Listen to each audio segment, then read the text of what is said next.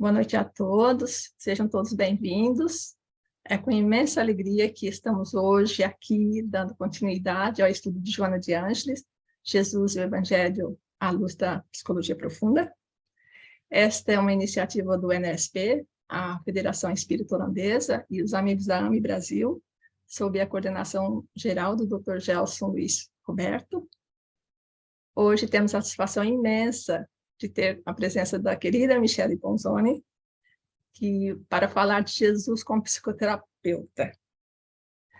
Para quem ainda não a conhece, Michele Ponzoni dos Santos, como profissional é psicóloga, psicanalista, terapeuta junguiana, e como trabalhadora voluntária espírita, é membro do grupo Núcleo Irmãos de Boa Vontade Ernesto Miller, da Américs, é professora do grupo de estudos sobre a série psicológica de Joana de Ângeles, em Porto Alegre, onde reside, e é coautora do livro Conectando Consciência, Saúde e Espiritualidade, volume 1, 2 e 3. Bem-vinda, Michele, a palavra é sua. Muito obrigada, uma boa noite a todos. É uma alegria estar aqui com vocês. Só me confirma, a gente tem 1 hora para conversar, né? Tá. Perfeito.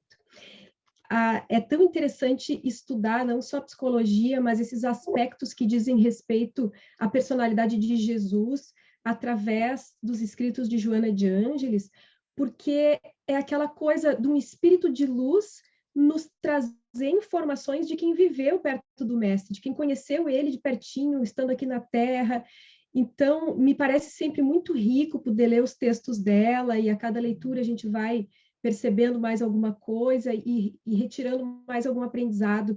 Então, ela conta a respeito dessa temática de hoje, que é de Jesus psicoterapeuta, primeiro, aquilo que a gente sabe que Jesus era um espírito puro, né? E então ela vai descrevendo algumas características interessantes, até do tipo físico dele. Ela vai dizendo assim, primeiro, que ele não costumava enfermar, mesmo diante de fatores ambientais, climáticos, ele sempre tinha muita saúde e era muito bonito, sempre expressando paz, ela diz assim. Ele que já se encontrava completamente livre da sombra, tanto a sombra individual, que nós todos trazemos no nosso inconsciente, como a sombra coletiva, ele conseguia entrar na problemática de cada pessoa de uma maneira muito profunda. Então, ele direcionava as colocações dele às causas, à essência de cada situação e de cada pessoa. Ele sempre agiu na condição de psicólogo profundo. E a psicoterapia que ele usava, segundo a Joana, era centrada na reencarnação. Então, tudo que ele falava era com esse conhecimento das causas profundas do ser no processo reencarnatório. Ele sabia que nós modelamos o nosso próprio destino, que quem adoece é o espírito, e isso é que nós vamos expressar no corpo, mas o nosso desequilíbrio ele começa na alma, e por essa razão ele se dirigia à individualidade e não à personalidade mais superficial de cada criatura. Então, o olhar dele alcançava os reais conflitos, aquilo que a Joana de Ângeles chama de psicogênese dos distúrbios emocionais, justamente por reconhecer essa questão das múltiplas existências, das causas estarem muitas vezes em outras vidas, muitas vezes fora da esfera física e não dependente de todas as questões sociais, que a gente sabe que também interferem, né? Na psicologia a gente entende toda a questão do crescimento, da infância, dos fatores socioeconômicos, familiares, etc. e tal, mas ele dava uma atenção muito importante àquilo que o espírito já trazia. E ele identificava quem tinha condições de recuperar a saúde ou não, considerando os fatores que conduziam ao sofrimento de cada um. E aí, só como um pequeno parênteses, assim, um pequeno complemento, a Amélia Rodrigues, também Espírito pelas mãos do Divaldo Franco, também tem algumas obras que falam muito de Jesus. E aí tem um livro que talvez vocês conheçam, que é o Primícias do Reino, onde ela relata várias cenas, assim, e uma delas me chamou muito a atenção, que conta que era um dia que Jesus tinha curado muitos sofredores. E depois ele estava com um discípulo Simão, e Simão estava se sentindo muito feliz de ter acompanhado aquilo tudo, se sentindo muito grato por ter feito parte daquele momento, daquele grupo, ele tinha assistido naquele dia feridas se curarem de repente, se transformarem em tecidos saudáveis, observou as pessoas chorarem de agradecimento, pessoas muito aflitas se transformando assim em felizes por terem superado as suas mazelas, mas a multidão era insaciável. E aí Simão tinha percebido que o mestre estava cansado, estava pálido, e ajudou ele, acompanhou ele até a praia para eles descansarem um pouquinho e se sentaram. E aí a Amélia Rodrigues faz toda uma descrição, assim, descrevendo como é que era Jesus, os traços físicos e tal. E nessa hora que Simão fica observando o mestre, ele percebe que Jesus estava chorando. E ele pensa nessa hora que o choro de Jesus é de emoção, por causa das situações todas felizes do dia. Só que não era. E Jesus explica que ele está chorando de tristeza e compaixão. Simão não compreende e pergunta, né? Como assim tinha respondido tantas coisas, tinha curado tantas feridas, e ele explica que naquele exato momento, uma das pessoas curadas, que era o Natanael, era um dos doentes paralíticos que tinha sido recém-curado, estava exatamente num prostíbulo, contando para todo mundo o que tinha acontecido com ele, bebendo, se jogando aos prazeres sem fim, e as prostitutas do local, os amigos embriagados, todos eles brindando a saúde dele e a volta ao prazer. E aí ele diz assim, que tantos que recuperaram o ânimo, a voz, estavam naquele mesmo momento se jogando para a insensatez de novos desequilíbrios, gerando novas coisas que eles teriam que resgatar depois, e dessa vez de maneira irreversível. Então, essa compreensão de como é que começa a doença, como é que é o processo de cura, é muito profunda em Jesus, né? E mesmo assim, fazendo todas essas curas para nos mostrar os caminhos possíveis, e que ele diz que nós todos temos esses potenciais que não sabemos usar ainda, né? Então, ele diz assim que não creiais que a boa nova venha trazer alegrias superficiais, ele fala para o discípulo nessa situação, dessas que o sofrimento facilmente apaga. Porque, e ele diz que ele não veio para remendar de qualquer jeito tecidos gastos, né, transformando costuras gastas em remendões novos, assim, porque não é para colocar numa vasilha velha, imunda, um vinho novo, que não teria nenhum sentido para isso. Então, que, na verdade, a mensagem dele, mais do que uma promessa para o futuro, era uma realidade para o presente.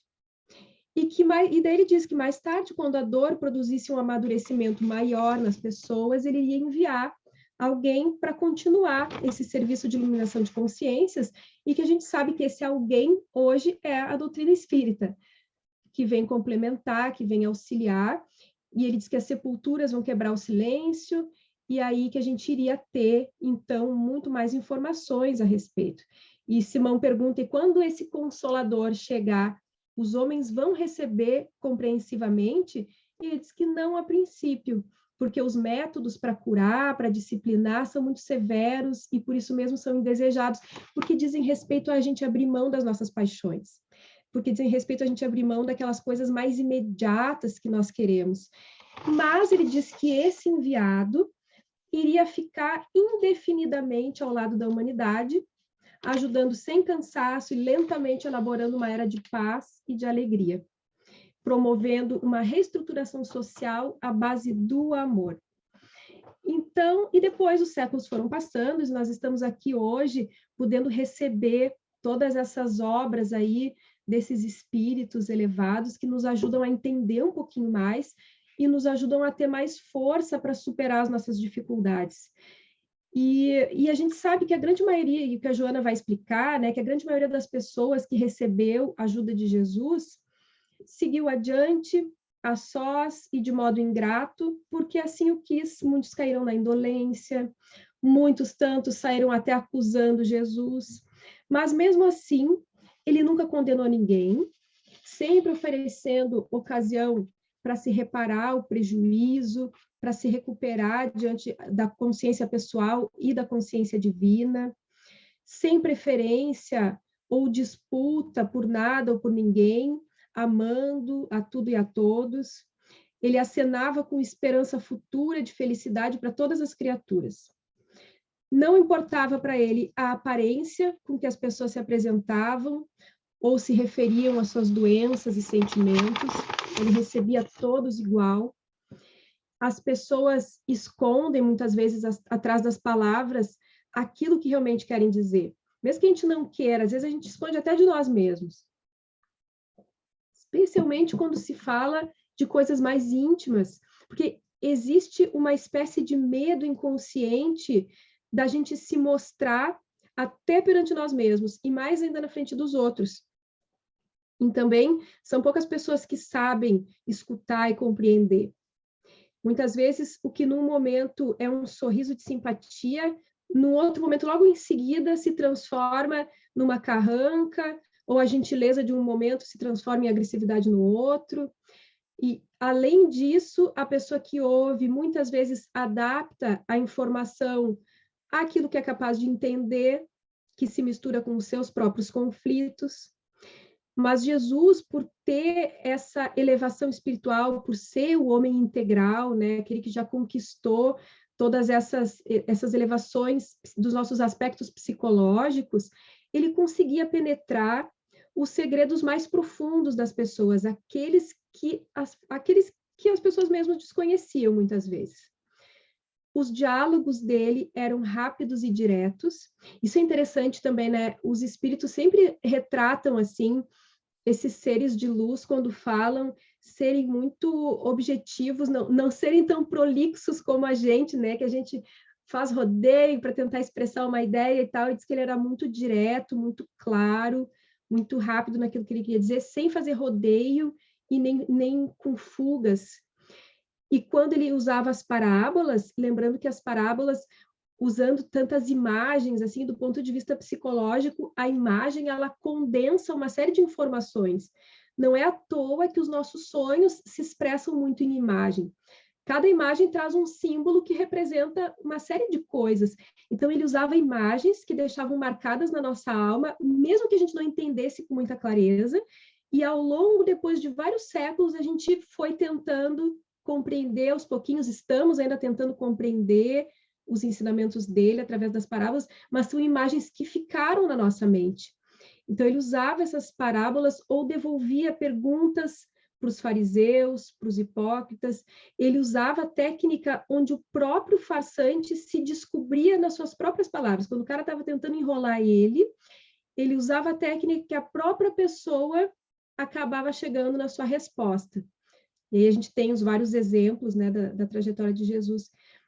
E a psicoterapia que ele usava, especialmente assim com os sofredores, na psicoterapia dele, ele não precisava usar os sonhos para chegar até o inconsciente, ele não precisava administrar medicamentos, que a gente precisa tanto até na atualidade.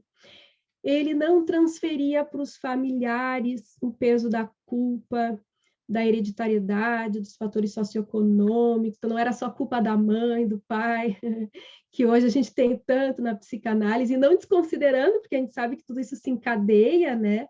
Tem um livro que eu não sei se vocês conhecem, devem conhecer também, que é o Temas da Vida e da Morte, do espírito Manuel Filomeno de Miranda.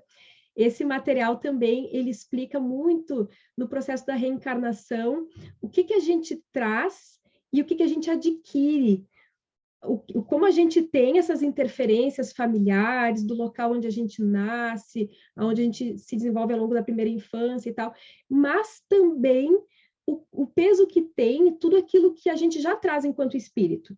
E o quanto isso é preponderante, ainda que as duas coisas tenham um peso na constituição da pessoa, aquilo que a gente traz como espírito é muito marcante, tanto que a gente vê pessoas nascerem em locais muito desfavoráveis e conseguirem se superar, e outros tantos nascerem em locais tão favoráveis assim, e terem aquelas as suas paixões mais primitivas, vamos dizer assim, tomando conta e direcionando seus destinos.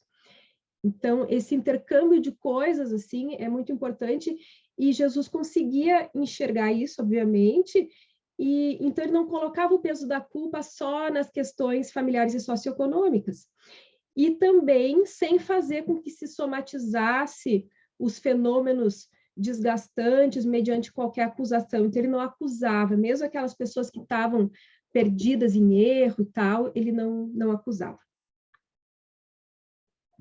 tinha um grande sentimento de amor, transmitindo segurança, auxiliando as pessoas a redescobrirem as suas potencialidades, que muitas vezes estavam ou escondidas ou abandonadas, amando a todos com sentimento de compaixão, como um terapeuta compreensivo, conhecedor das recidivas que os pacientes se permitem por insensatez.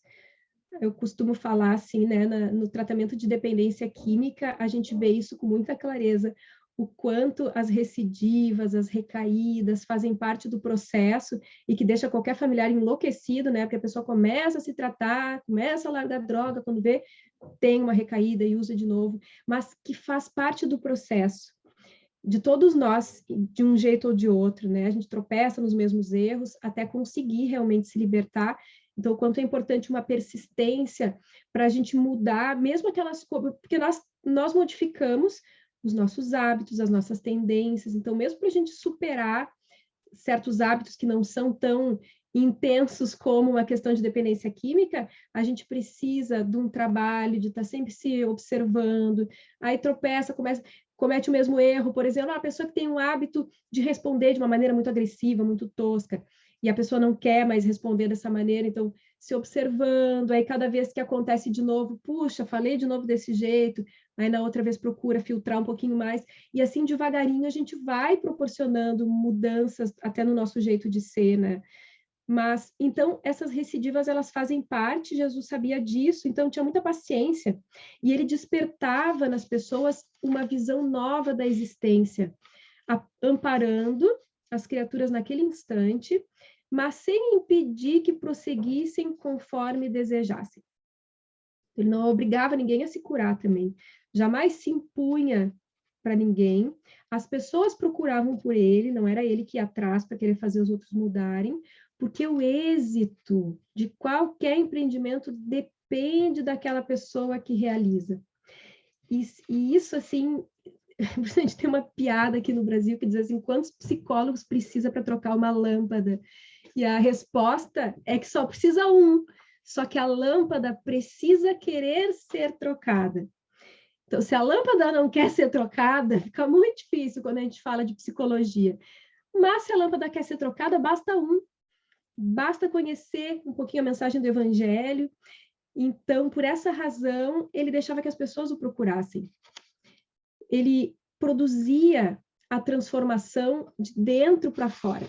Ele oferecia uma contribuição para o primeiro passo, mas os passos seguintes tinham que ser dados pela própria pessoa. Porque os nossos inimigos, eles estão dentro de cada um de nós. E ele sabia que só o esforço, a perseverança, o tempo, o trabalho é que iriam levar à vitória. Por isso, ele não se irritava e também não se impacientava. Ele sabia que isso é obra dos séculos, né? Não ficava como nós ficamos muitas vezes, assim, querendo tanto que aquela pessoa mude, que consiga fazer isso ou aquilo conforme a gente quer, o nosso familiar, principalmente. Ou até nós mesmos, né? Que a gente se culpa se não conseguir, mas o importante é poder estar a caminho, estar trabalhando, porque se por um lado a gente está colhendo hoje aquilo que nós plantamos no passado, é agora no presente que a gente está fazendo um novo plantio. Então, mesmo que nós estejamos colhendo frutos amargos agora, o importante é, mesmo com gosto ruim na boca, continuar plantando a semente certa. Porque lá na frente começa a colheita daquilo que a gente está plantando agora. Então, isso é importante da gente ter claro para não desistir disso que nós estamos fazendo agora, né? Então, para curar os nossos males, é muito importante, diz a Joana de Ângeles, romper com o comodismo, em primeiro lugar, também com a autoflagelação, com a autopiedade, com isso que nos mantém presos a um passado sombrio, aos erros do passado, e poder renascer dentro de nós mesmos. É poder ir se permitindo ser uma nova pessoa, sem ficar preso nessas culpas do passado. E precisamos realmente lutar para alcançar o triunfo real. E essa luta é a luta de nós nos abrirmos ao amor e amar sem esperar resposta. Essa é a grande chave da coisa. E nós sabemos que nós não estamos sozinhos nisso, porque há muitas pessoas buscando por isso, e por isso é importante também de nós todos nos unirmos, né? Há tantos que buscam essa mudança, que buscam poder assimilar esses ensinamentos de Jesus e colocar no nosso dia a dia, mas não numa luta contra o mundo, ou a humanidade, ou a vida, ou qualquer um que seja, mas dessa mudança que parte de nós mesmos. Então, a Joana diz assim, para a gente não se crucificar na culpa, quando nós reconhecermos os nossos erros. Não ficarmos presos nas sombras, depois que a gente identifica os nossos erros, os nossos delitos. Não nos amargurarmos quando a gente se descobrir equivocado. E renascer dos nossos escombros, recomeçando já de imediato. E evitando futuros retornos expiatórios e situações penosas. Então, cuidar muito esse plantio. O que nós estamos plantando agora? Se a gente identificar que está cometendo um erro, corrigir na hora, não esperar. Passar a fazer o certo de imediato. Né? Fez alguma coisa errado, pede perdão e se reabilita perante aquele a quem ofendeste, ela diz assim, perante aquele a quem prejudicaste. Se a pessoa desculpa, será bom para todo mundo, para os dois. Se não, tudo bem também. Ela diz assim, se a pessoa não desculpou, compreende, segue adiante, não mais errando. Mas também sem ficar preso naquilo, precisando do perdão daquela pessoa e tal, porque isso tudo nos prende a esse sofrimento e a gente não segue adiante. E, por outro lado, quando nós somos prejudicados por alguém, se alguém nos prejudica, perdoar e se desligar da pessoa, deixando a pessoa viver em paz e também viver o bem-estar decorrente da ação correta. Ela nos lembra, né, que a reencarnação é uma concessão superior que nós não podemos desperdiçar. Cada momento é valioso para o nosso trabalho de sublimação, de desapego, de desenvolver o amor dentro de nós. E ela orienta para que a gente trabalhe para abreviar os nossos renascimentos, agindo corretamente, servindo sem cansaço, com alegria. E ela diz assim que Jesus foi médium de Deus. Olha que forte! Jesus foi médium de Deus, porque ele tinha essa identificação tão profunda com Deus que ele transmitia, então, essa conexão. E ele conhecia a paranormalidade, então um grande médium, né? Sabia estimular a busca pela essência do ser, ao invés de ficar preso na aparência cômoda, nas coisas perturbadoras das exterioridades humanas. Ele elegeu os pobres e conflituosos que não tinham espaço na sociedade, que eram detestados na sociedade, quebrando as barreiras sociológicas e econômicas que até hoje são tão impregnadas e causam tanta infelicidade, né? E aqueles que eram os mais necessitados da época, ele foi acolhendo e transmitindo seu ensinamento, porque os poderosos da Terra, isso já desde aquela ocasião, né, não se encontravam em condições de compreender a mensagem dele. Justamente por estarem muito preocupados com as coisas do mundo. Não é porque o rico não entra no céu, né? Porque às vezes a gente vê aqui no Brasil muito espírita, às vezes tem uma culpa de ser rico, de ter dinheiro, porque não é esse o ponto, é que às vezes, por estarem tão presos às questões da materialidade, as pessoas se encontram sem condições de compreender esse algo mais.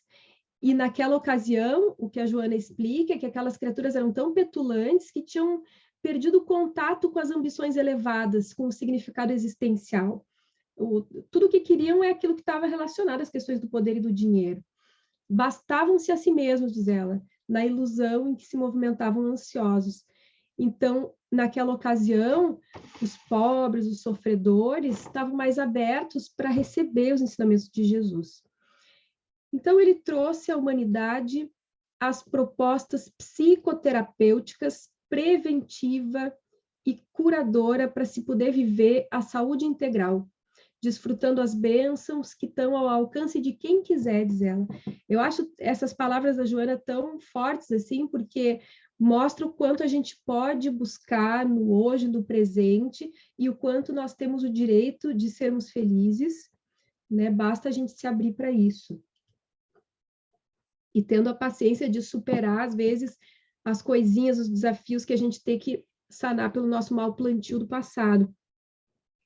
Então, ela diz que toda a tarefa de Jesus foi um hino de exaltação e vivência da liberdade, da conscientização do indivíduo, da sua autorresponsabilidade diante das coisas da vida, dando início a uma forma nova de ver e de entender todas as coisas.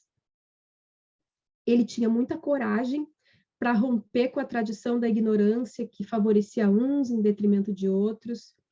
Nunca se permitiu o receio ou a hipocrisia.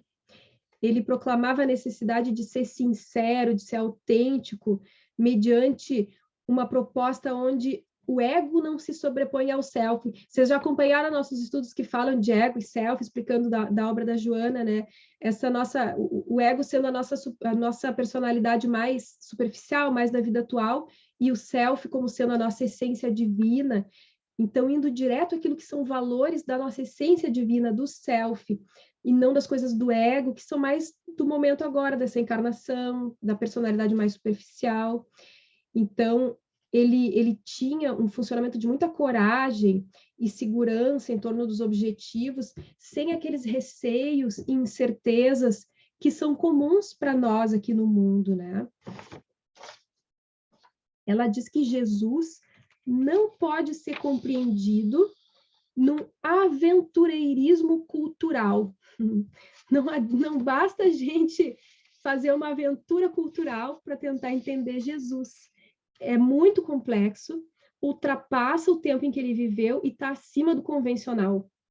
Ele tinha uma paranormalidade, como eu estava falando, especial, sem comparação, produzia vários fenômenos, diz a Joana, sem chamar atenção, sem estardalhaço, tinha uma firmeza muito grande, se mantinha sempre o mesmo, e muitas vezes o ceticismo tenta minimizar um pouco os fenômenos de Jesus, dando diversas interpretações, mas que a Joana fala que ainda nos falta conhecimento de leis físicas que ele já conhecia na época, que nós ainda estamos por conhecer.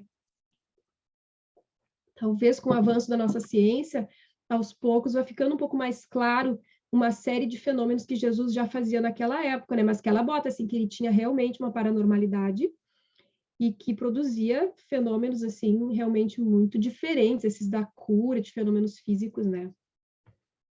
Mas mesmo assim, sempre lembrando que a mensagem se direcionava às enfermidades da alma, muito mais que do corpo. E os corpos eram curados por consequência, né, a esse processo de cura profunda. Ele não distinguia os pecadores dos sadios, ele se relacionava com as diversas camadas da sociedade, sabia que todos nós que estamos na Terra estamos consertando os erros do passado. Eu acho tão engraçado quando os espíritas, nós, né, falamos muitas vezes assim, não, mas eu não tenho mais raiva, eu não tenho mais ódio, eu não tenho mais mágoa, já superei isso tudo. E tem um colega nosso do grupo que diz assim, gente, nós estamos no mundo de provas e expiações, ninguém escapa. É só Jesus que já atingiu esse nível maior que nós estamos todos buscando. Mas sim, a gente não se conhece, a gente tem uma parte do psiquismo que é inconsciente, lá dentro a gente carrega um monte de coisa. Por mais que a gente tente fazer as coisas de um jeito, quando vê escapa, ou uma grosseria, ou a gente quer fazer dieta quando vê tá comendo, ou a gente quer se submeter a uma prova e na hora dá um branco e esquece. Então, existe uma parte da nossa mente que a gente não tem um controle e nós carregamos muita coisa dentro de nós que a gente desconhece. E se nós temos ainda todos esses sentimentos negativos, que bom se a gente não dá vazão para eles mais, a gente não atua mais na vingança, de repente, que bom, mas assim, raiva, mágoa e tal, tudo isso nós carregamos, infelizmente, ainda. Né? Então, são processos assim que a gente precisa ir se trabalhando aos pouquinhos, mas reconhecendo as nossas dificuldades.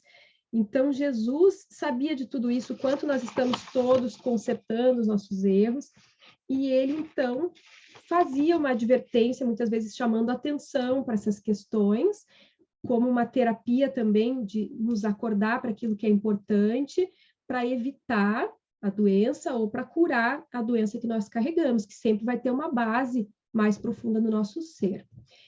E ele oferecia aos enfermos da alma, então, aos esquecidos da sociedade, a consolação, a saúde, a esperança, auxiliando a entender os mecanismos da vida extrafísica, atendendo também as faculdades espirituais, muitas vezes em desequilíbrio, muitas vezes em quadros obsessivos, e que ele sabia muito bem como conduzir, né? Ele sabia da mediunidade que é inerente a todos os seres humanos e que é neutra em si mesma, que a gente sabe que a mediunidade pode se expressar no bom como no mal, no perverso como no gentil, né? A gente sabe que esse fator moral não necessariamente vem junto com a mediunidade, então ele estimulava a todos que pudessem manter uma conduta saudável e vinculada aos propósitos elevados, mas que a mediunidade pode vir também assim de uma maneira perturbada por causa disso, né?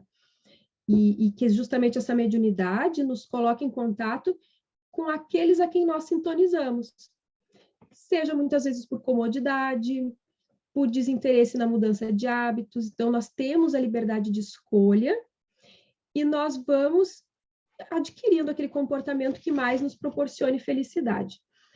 E Jesus, diz a Joana, jamais se recusa a atender qualquer um de nós em todos os momentos, desde que nós permitamos que ele nos acesse o coração.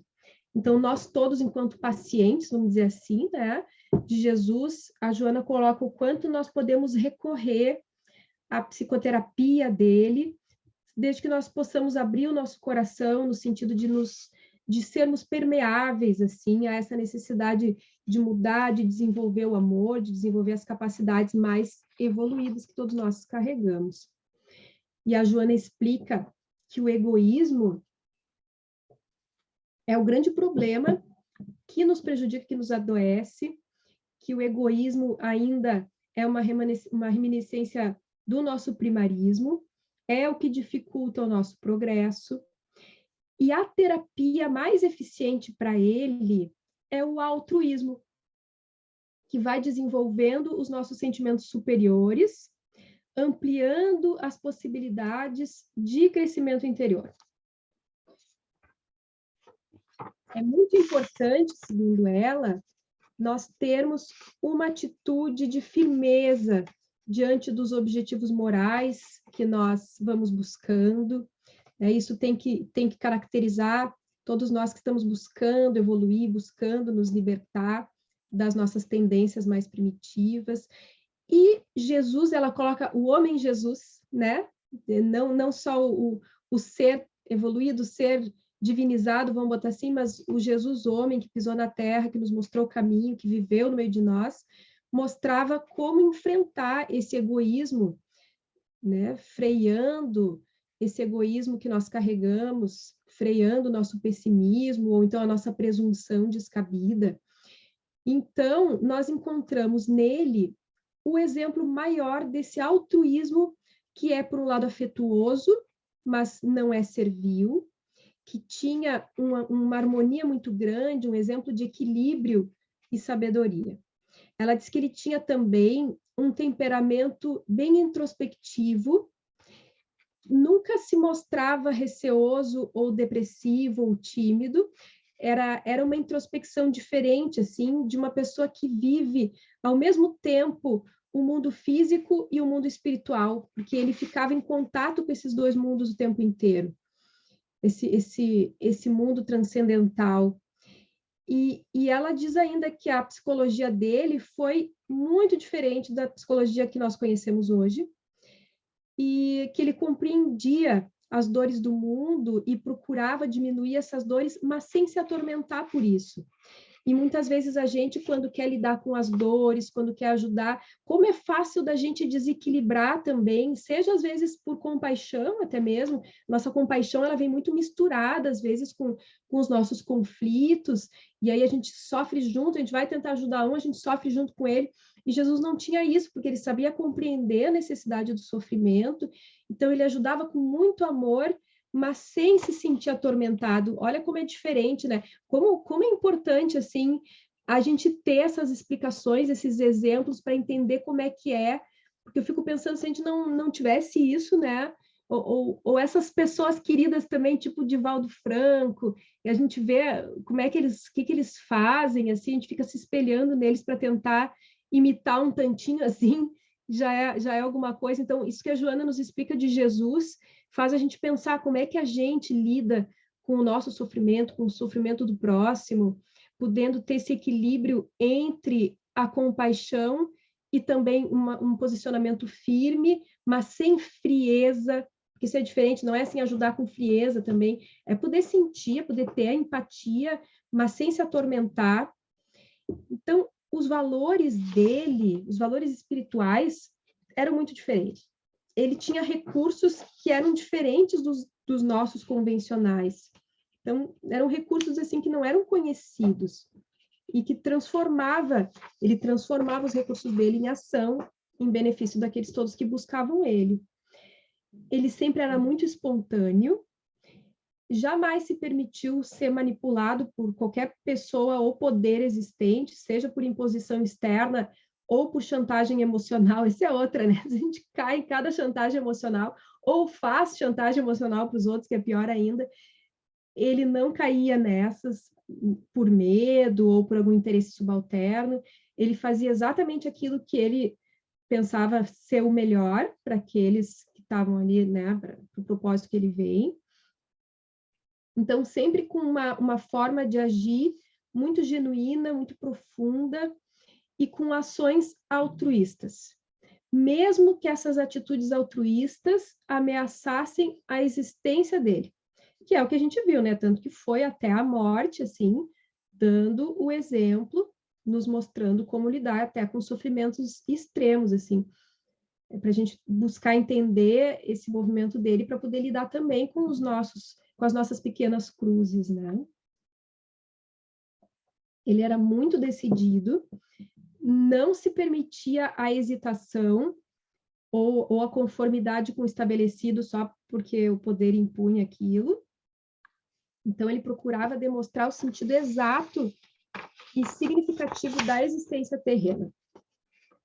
Ele era muito acompanhado por mulheres que depositavam nele, encontravam nele apoio, inspiração, conforto, e mesmo assim ele se manteve livre de todas as atrações especiais ou particularismos da condição dele de homem, que poderia vir a se apaixonar, se interessar e tal. Ele tinha uma visão que era sempre muito acima da coisa da carnal, da coisa material, ele enxergava realmente as almas que estavam ali, né? E da mesma maneira, com relação aos amigos, com os aflitos que buscavam ele, sempre de uma maneira muito íntegra, ele estimulava a todos eles a prosseguir com os compromissos assumidos. Eu me lembro muito a Joana de Cuja, que foi uma encarnação da Joana de Ângeles, quando busca ele, e num sofrimento terrível por causa daquele marido dela, que era uma pessoa muito difícil, e ela está disposta a largar tudo e seguir Jesus, depois que ela entende ali o propósito do mestre, né? E ele orienta ela para aquele caso, ele esclarece para ela que ela tinha um compromisso kármico, porque ela tinha prejudicado o marido em encarnações anteriores, então aí a questão da reencarnação, que a gente não encontra nos livros, a não ser nesses livros psicografados aí, né, dos espíritos, que ela, então, tinha um compromisso kármico com o Cusa, que é o marido dela, e que ela deveria voltar e ficar ao lado dele. E ela fica até o momento da morte dele, mas sempre ajudando Jesus, ajudava com dinheiro, porque eles tinham posses, ajudava estando presente, ela ajudava de todas as maneiras que ela podia, mas daí seguiu lá com o marido dela até o fim. Aí depois ele morre, e aí segue a história dela, que ela vai ajudar a cuidar de filhos de outras patrícias, e vai seguindo a vida dela até o sacrifício final, onde ela acaba sendo conduzida à morte, né? Mas que foi uma vitória naquela encarnação, ela já conseguiu uma vitória sobre si mesma. Então, Jesus estimulava muito o prosseguimento de cada compromisso que cada pessoa tinha ali naquela existência. Ele não tinha ciúmes, outra coisa assim que é tão nossa, da nossa inferioridade, né? Ele nem ressentimentos, ainda que ele fosse muito humano, ele estava acima desses sentimentos mais primitivos que todos nós temos, mostrando o grau de espiritualidade superior dele. e ele identificava em todas as criaturas esse elemento de Deus dentro de cada um de nós, essa semelhança com Deus, e evidenciando o quanto cada um de nós é merecedor de consideração, de amor em todas as circunstâncias. Então, do ponto de vista da psicologia profunda, e esse livro que vocês estão estudando, né, que é do Jesus e o Evangelho, à luz da psicologia profunda, cada tópico, assim, ela vai fazendo essa análise profunda da psicologia dele, né? E uma outra coisinha que ela fala, assim, é como ele já tinha atingido esse ponto de equilíbrio entre as diversas polaridades que nós carregamos, inclusive do masculino e do feminino, que do masculino como sendo esses aspectos mais relacionados à firmeza e do feminino como sendo esses aspectos mais relacionados à doçura, mas não que a mulher seja a doçura e o homem a firmeza. Todos nós temos os dois aspectos, né? É mais esses termos que o Jung usa do ânimos e da ânima se relacionam mais com como se fosse o yin e yang, né? O quente, o frio, o preto e o branco, o fora e o dentro, são esses aspectos que se polarizam e que estão presentes dentro de cada um de nós. E o aspecto masculino e feminino também, em Jesus, estando num grau de integração. A gente sempre tem um predomínio de um ou de outro, que nós estamos buscando, reencarna ora como homem, reencarna como mulher, vamos desenvolvendo, e ele já tinha alcançado, então, esse ponto maior, tinha uma harmonia muito grande desses aspectos internos.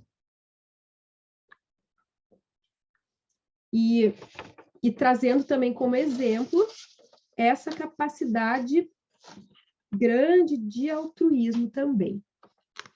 Embora ele tivesse sempre no meio das pessoas, no meio das massas, ele não se misturava ao coletivo.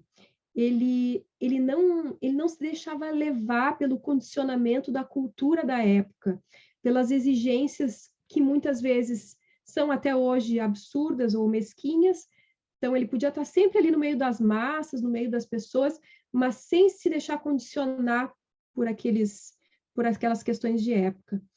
E ele inaugura, então, um novo modo de viver, uma nova psicologia do comportamento, uma diferente experiência de compreensão da vida, não se apegando aos valores terrestres, à projeção social e política, que são muito características nossas, da natureza humana, em determinado estágio de evolução, e que caracterizam um aspecto mais infantil do ponto de vista espiritual nosso, né? Que dessa questão tão vinculada às exigências do mundo exterior, que a gente fica tentando muitas vezes atingir, alcançar, estar de acordo, sei lá, e ele não se apegava nem um pouco a isso. E a conduta dele, então, segundo o que a Joana fala, foi irrepreensível. Ele tinha uma alegria de servir ao Pai, que mostra o verdadeiro sentido do altruísmo.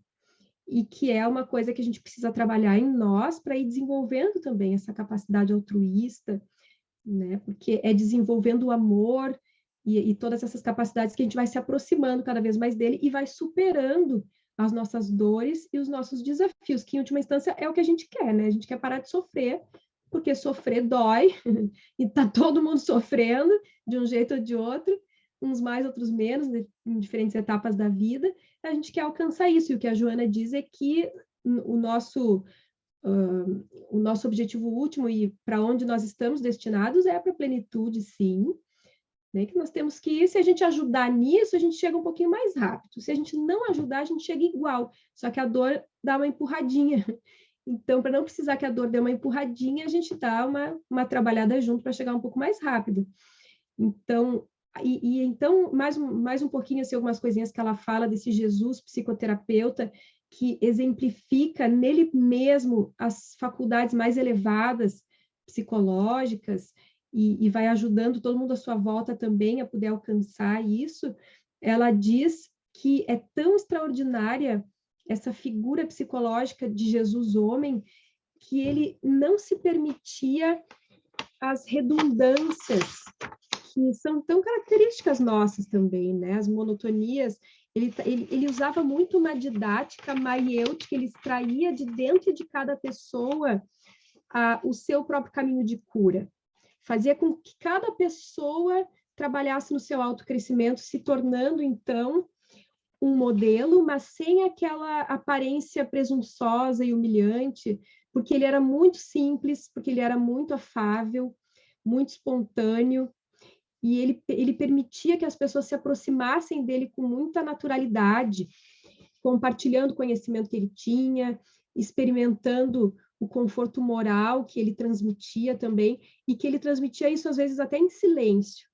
Ele era capaz de dar um conforto moral, mesmo que ele tivesse sem dizer nada. Então, toda a existência dele foi um grande exemplo de amor, de exemplo de caridade, que identificava na nossa superficialidade o adversário, sabe? No nosso ego, o adversário responsável pelos conflitos. Enquanto o egoísmo acaba agindo contra a caridade em si é uma terapia muito eficiente, que desenvolve os nossos sentimentos de fraternidade e de justiça. E tem uma outra passagem da Joana que ela vai dizer o seguinte, que a prática da caridade ela é tão poderosa que ela é capaz de ir alterando os tecidos sutis do nosso perispírito, daquele que pratica a caridade. Porque na hora que a gente está... Mas caridade é aquilo, né, gente? Que nós estamos acostumados a estudar no espiritismo, não é limpar a casa, pegar as roupas velhas no armário e fazer doação. A caridade realmente é aquela moral de estender um ombro amigo, de poder doar tempo a alguém que está precisando, que o tempo é uma coisa tão escassa para cada um de nós, de poder realmente estender a mão quando alguém precisa, esse se despojar de si para poder estender a mão a outro, faz com que nós mesmos acabemos por nos modificar. E isso é que a Joana fala, assim, que essa experiência, que essa vivência vai alterando, inclusive, a nossa constituição do perispírito, que, por sua vez, é o que vai se manifestar também na nossa estrutura física e emocional, em saúde ou em doença. Então, quanto mais a gente puder amar, mais a gente vai ter saúde. Em outras palavras, é isso, assim, que a gente estuda, para entender que é isso. Quanto mais a gente amar de verdade, mais a gente vai tendo saúde. Então, isso que a Joana explica e que Jesus exemplifica tanto em toda a existência dele. Esse sentimento de caridade que a gente espera que vá nascendo devagarinho, mesmo que nasça de um jeito meio egoísta, porque começa assim mesmo, eu vou fazer a caridade porque o Espiritismo diz para eu fazer, tudo bem, que seja, é bom começar por algum lugar, e aos pouquinhos ir desenvolvendo isso dentro de nós, sem esperar que outra pessoa o faça, a gente mesmo fazer aquilo que a gente entende que é o melhor, porque também tem isso, né? Tem uns que ficam cobrando que o outro faça a caridade. Então, a gente largar o outro de mão um pouco e fazer a nossa parte, porque o outro vê que eu estou fazendo e tem vontade de fazer também. Né? Então, a gente não precisa se preocupar tanto em mudar o outro, a gente tem que se preocupar em mudar a gente mesmo, e dessa maneira ir dando o exemplo para os outros também. Porque, e a Joana diz assim, que quem consegue ficar impregnado com esse sentimento de amor, naturalmente sintoniza com o psiquismo do homem Jesus. E aí consegue receber inspiração, consegue sentir emoções incomuns de alegria de viver, de alegria de agir. E essa caridade, então, também vai ajudando a gente a fazer essa sintonia, a desenvolver esse respeito pela natureza, a ter motivação para uma vida engrandecida. Então, essa é a proposta transformadora da lei de amor.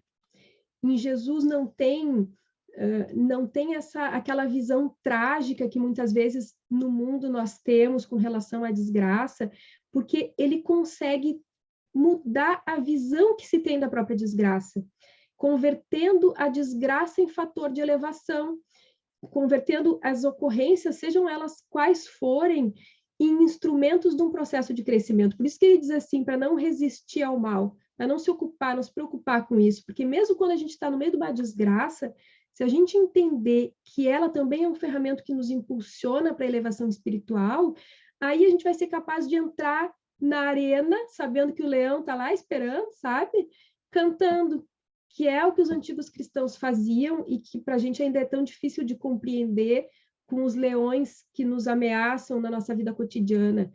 Mas a explicação que ela dá é essa, assim, é entender que a desgraça pode ser um fator de elevação e Jesus, então, não tem essa visão trágica das dificuldades humanas. E, por outro lado, também ele tinha muita alegria de viver, mas não essa alegria vulgar, assim, era uma alegria, mas, ao mesmo tempo, com seriedade, com doçura, com jovialidade, acalmando paixões, orientando vidas e recomendando que a gente pudesse, então, tratar os outros como a gente gostaria de ser tratado, como sendo a grande chave psicoterapêutica que ele, então, nos dá para que a gente consiga superar as nossas dificuldades emocionais.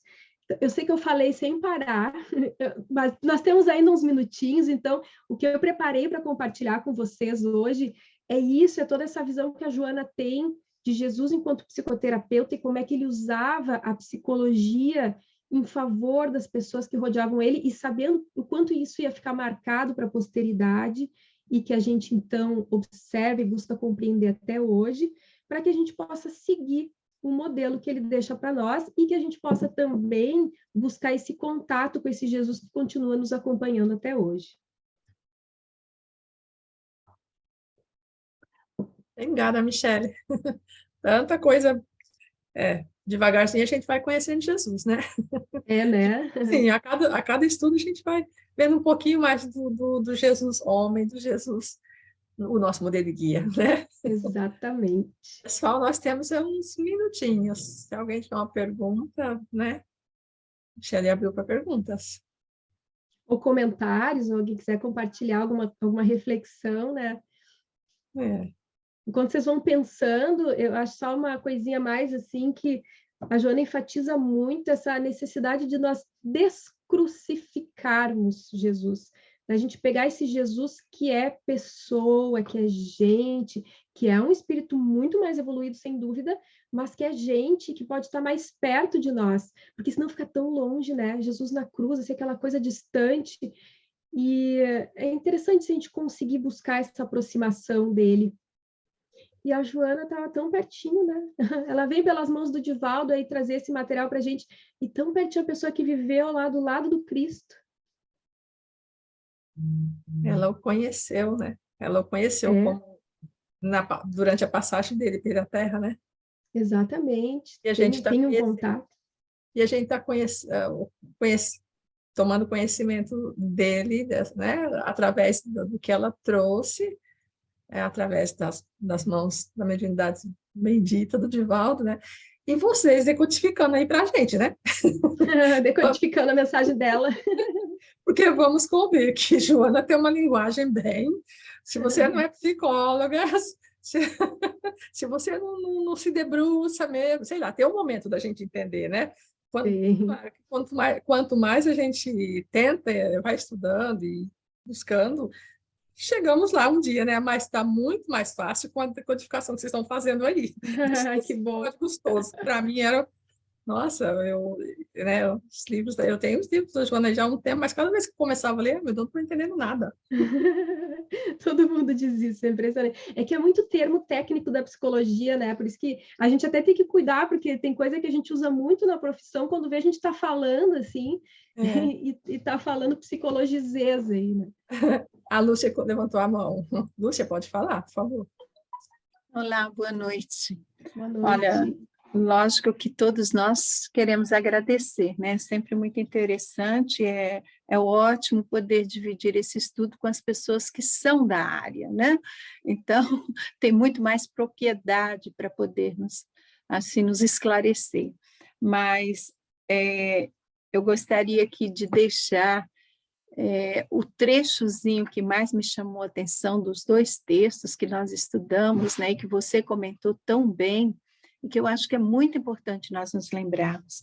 É realmente a questão de que ela coloca que o esforço era árduo, necessário, então, a perseverança, o tempo e o trabalho é que nos levaria à vitória, né, que nos levará à vitória.